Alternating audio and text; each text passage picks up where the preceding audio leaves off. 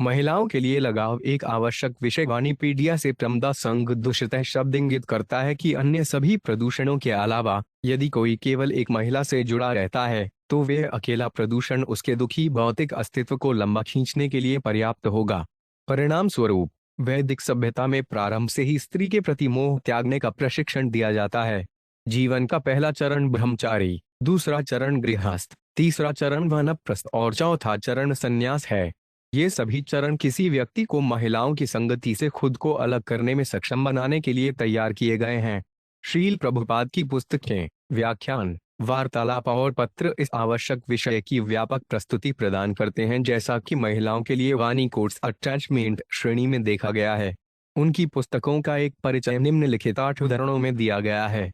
श्रील प्रभुपाद की पुस्तकों से उदाहरण: एक पुरुष किसी स्त्री की सेवा, उसकी सुंदरता और कई अन्य संपत्तियों के कारण उससे जुड़ जाता है, और इसी तरह एक महिला भी एक पुरुष से इसलिए जुड़ जाती है क्योंकि वे उसे रहने के लिए एक अच्छी जगह, गहने, पोशाक और बच्चे देता है। यह एक दूसरे के प्रति लगाव का सवाल है।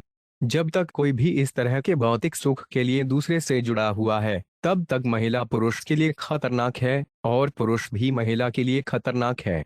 श्रीमद् भागवत 3.31-42 वहाँ कहा गया है कि व्यक्ति को ऐसे व्यक्ति के साथ सभी संगति छोड़ देनी चाहिए जो महिलाओं के लिए खिलौना है, क्योंकि ऐसे अपवित्र व्यक्ति के साथ संगति करने से व्यक्ति सभी अच्छे गुणों जैसे सत्यता, पवित्रता, दया, गंभीरता, बुद्धि, शर्म, सुंदरता, प्रसिद्धि, क्षमा, मन पर नियंत्रण, इंद्रियों पर नियंत्रण और उन सभी ऐश्वर्यों से वंचित हो जाता है जो एक भक्त को स्वचालित रूप से प्राप्त होते हैं। कोई पुरुष कभी भी इतना अपमानित नहीं होता जितना तब होता है जब वह ऐसे लोगों की संगति करता है जो स्त्रियों से बहुत अधिक आसक्त होते हैं। भगवान चैतन्य की शिक्षा, अध्याय 12। जैसा कि भगवद गीता में इसकी पुष्टि की गई है, जो कोई भी गंभीरता से कृष्ण चेतना को अपनाता है, चाहे जीवन की निम्नतम प्रजाति का हो या महिला या कम बुद्धिमान वर्ग का, जैसे व्यापारी या मजदूर वर्ग का, वे घर वापस जाएगा, भगवान के पास वापस जाएगा और कृष्ण के निवास तक पहुंचेगा। पुरुष को स्त्री से मोह नहीं रखना चाहिए, न ही स्त्री को पुरुष से मोह रखना चाहिए। स्त्री और पुरुष दोनों को भगवान की सेवा में संलग्न रहना चाहिए। श्रीमद् भागवत 3.13-41। फिर व्यक्ति को संन्यास के चरण तक आगे बढ़ना चाहिए। वास्तविक त्याग आदेश, फिर कभी नहीं गिरना चाहिए और भौतिकवादी जीवन से पीड़ित होना चाहिए। भले ही कोई व्यक्ति मुक्त होने की इच्छा रखता है, लेकिन इसका मतलब यह नहीं है कि वह मुक्त हो गया है। विरले ही कोई मुक्त होता है।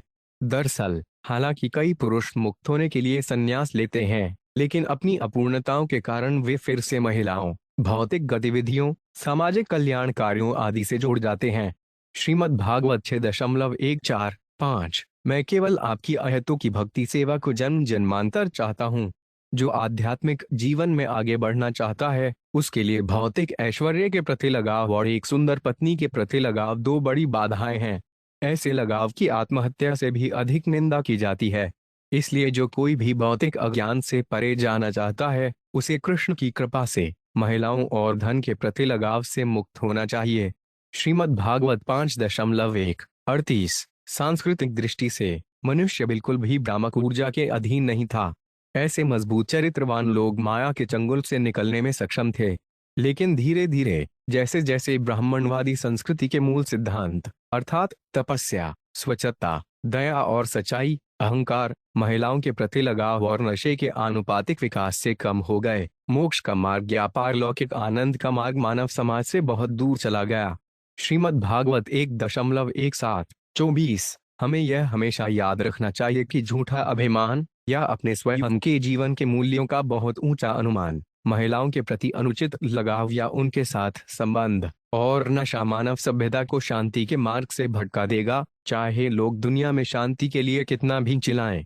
भागवत सिद्धांतों का उपदेश स्वचालित रूप से सभी मनुष्यों को संयमी, अंदर और बाहर दोनों से स्वच्छ, पीड़ितों के प्रति दयालु और दैनिक व्यवहार में सच्चा बना देगा। यह मानव समाज की खामियों को दूर करने का तरीका है, जो वर्तमान समय में बहुत प्रमुखता से प्रदर्शित हो रही है। श्रीमद् भागवत 1.17-24। जैसा कि पहले सुझाव दिया गया था, स्वामित्व का विचार, यहाँ तक कि किसी के परिवार का भी त्याग दिया जाना चाहिए।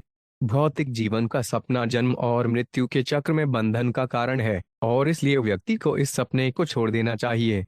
परिणाम स्वरूप मानव जीवन में व्यक्ति को अपनी पत्नी के प्रति मोह छोड़ देना चाहिए, जैसा कि यहाँ सुझाया गया है।